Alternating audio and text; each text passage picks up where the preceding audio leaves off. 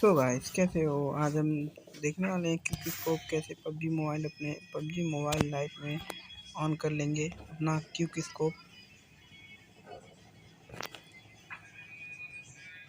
और आप लोग देखने वाले क्यूक स्कोप कैसे ऑन करना है मैं आप लोग को बताऊंगा इस वीडियो में। वीडियो पूरा देखे, बिल्कुल भी पॉज मत करना। और आप लोग रुको ज़रा।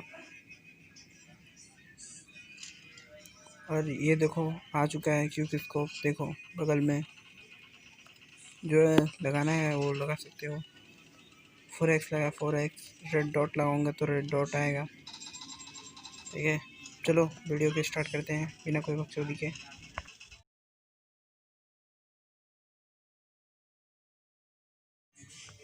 सबसे पहले आप लोग को मोबाइल स्क्रीन पे आना है, उसके बाद से ES फाइल को डाउनलोड करना है।